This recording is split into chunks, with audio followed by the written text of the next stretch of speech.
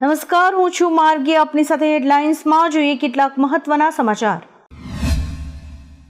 Rajkot game zone અગ્નિકાંડ અંગે SIT દ્વારા તપાસ કરવામાં આવી રહી છે. ત્યારે આ એસઆઈટીના પ્રાથમિક રિપોર્ટમાં મોટો અને ચોંકાવનારો ધડાકો થયો છે.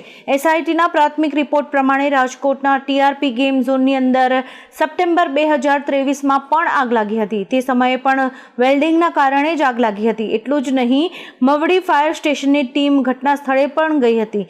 જો તે સમયે જ યોગ્ય પગલાં લેવાયા હોત તો અગ્નિકાંડ ન થયો હોત. ઇન્ડિગો એરલાઇન્સે મહિલા મુસાફરો માટે ખાસ સુવિધા શરૂ કરી છે, જે પ્રમાણે હવે મહિલાઓ વિમાનમાં પોતાની મરજી પ્રમાણેની સીટ પસંદ કરી શકશે. મહિલાઓ વેબ ચેક ઇન સમયે અન્ય મહિલા મુસાફરો દ્વારા બુક કરાયેલી ટિકિટ વિશે જાણી શકશે, જેથી તેઓ પુરુષના બદલે મહિલાની બાજુમાં પોતાની સીટ પસંદ કરી શકશે, જેનાથી તેમને યાત્રામાં સંકોચ ન થાય.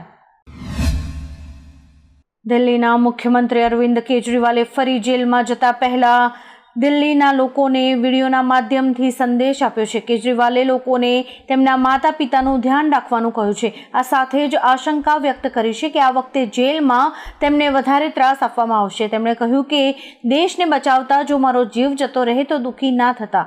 કેજરીવાલે જેલમાં તેમને ઇન્સ્યુલિન ન અપાતું હોવાનું તેમજ તેમનું વજન ઘટી ગયાની પણ વાત કરી હતી.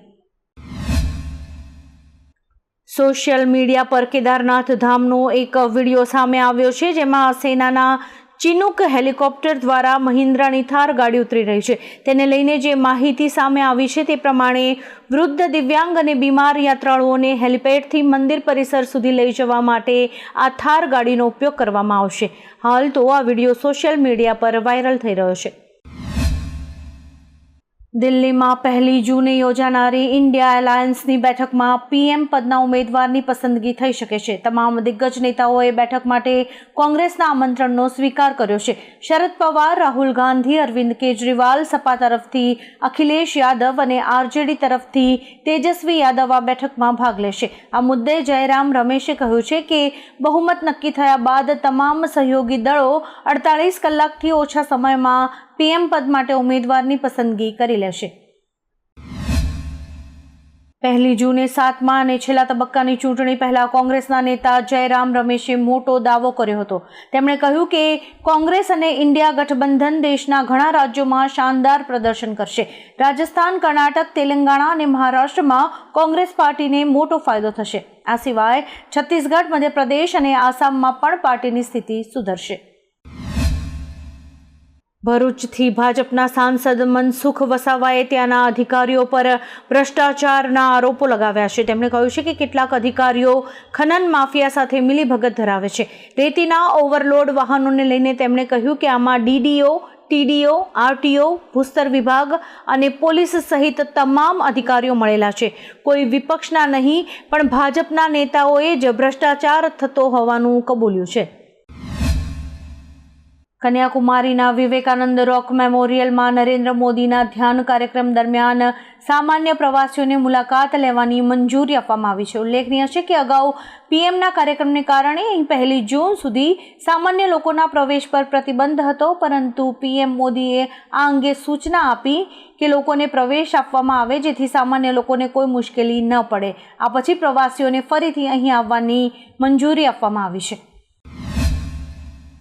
દિલ્હીમાં ગરમીના કહેર વચ્ચે વિકટ જળ સંકટ ઊભું થયું છે, જેના કારણે દિલ્હીવાસીઓ ભારે મુશ્કેલીનો સામનો કરી રહ્યા છે. આવી સ્થિતિમાં દિલ્હીની કેજરીવાલ સરકારે જળ સંકટ મુદ્દે સુપ્રીમ કોર્ટના દરવાજા ખખડાવ્યા છે. પોતાની અરજીમાં કેજરીવાલ સરકારે માંગ કરી છે કે જળ સંકટને ધ્યાનમાં રાખીને હરિયાણા, યુપી અને હિમાચલ પ્રદેશમાંથી 1 મહિના માટે વધારાનું પાણી આપવામાં આવે. રાજકોટ અગ્નિકાંડ બાદ મનપાના જે કર્મચારીઓને સસ્પેન્ડ કરવામાં આવ્યા છે તેમના ઘરે અને કામના સ્થળે એસીબી દ્વારા તપાસ શરૂ કરવામાં આવી છે. મનપાના પૂર્વ ટીપીઓ એમડી સાગઠિયાના ઘરે અને મનપામાં આવેલી ઓફિસમાં એસીબીએ દરોડા પાડીને તપાસ કરી છે.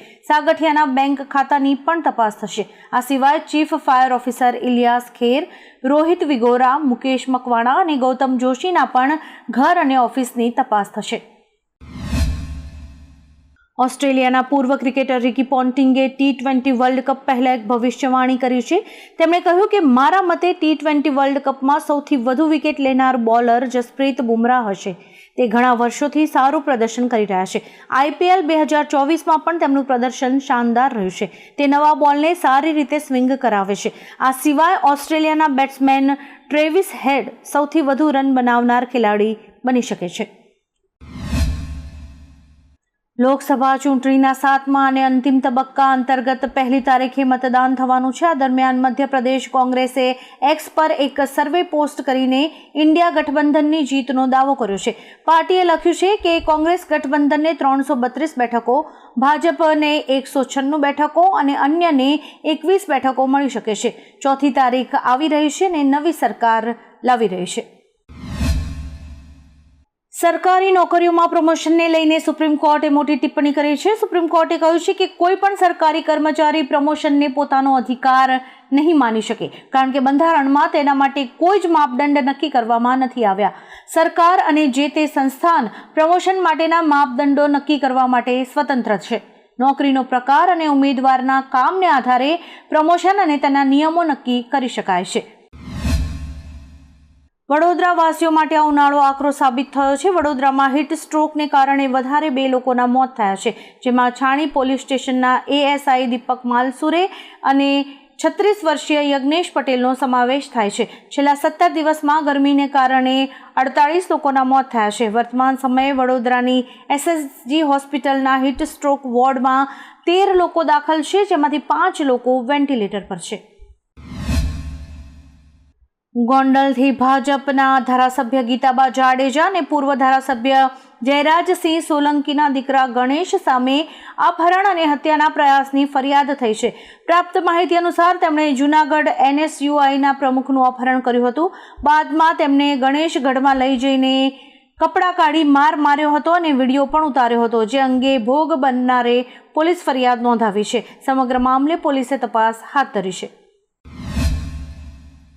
કોંગ્રેસના મહાસચિવ જયરામ રમેશે પ્રેસ કોન્ફરન્સ કરીને ઇલેક્શન કમિશન પર કાર્યવાહી ન કરવાનો આરોપ લગાવ્યો છે. તેમણે કહ્યું કે અમે ઇલેક્શન કમિશનને 77 દિવસમાં 117 ફરિયાદો કરી છે. આ ફરિયાદો આચારસંહિતા સહિત અન્ય વિવિધ ઉલ્લંઘનો અંગેની હતી, જેમાંથી નરેન્દ્ર મોદી વિરુદ્ધ 14, CM યોગી વિરુદ્ધ 8 અને ગૃહમંત્રી અમિત શાહ વિરુદ્ધ 3 ફરિયાદો કરાઈ હતી. પરંતુ એવી ઘણી ફરિયાદો છે જેના પર કોઈ જ કાર્યવાહી કરવામાં નથી આવી.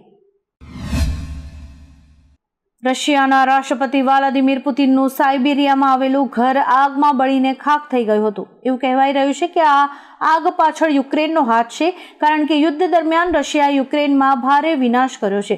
પુતિનનું આ ઘર હાઈટેક સુવિધાઓથી સજ્જ છે.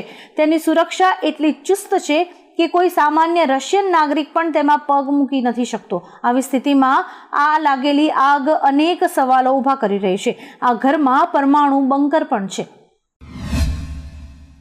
RBIએ બ્રિટનની સેન્ટ્રલ બેંકમાં વર્ષોથી જમા કરાયેલું 100 ટનથી વધુ સોનું ફરી પોતાના ખાતામાં પાછું મેળવ્યું છે. ભારત માટે આ એક મોટી ઉપલબ્ધિ છે. તેની અસર દેશની અર્થવ્યવસ્થા ઉપર પણ જોવા મળશે.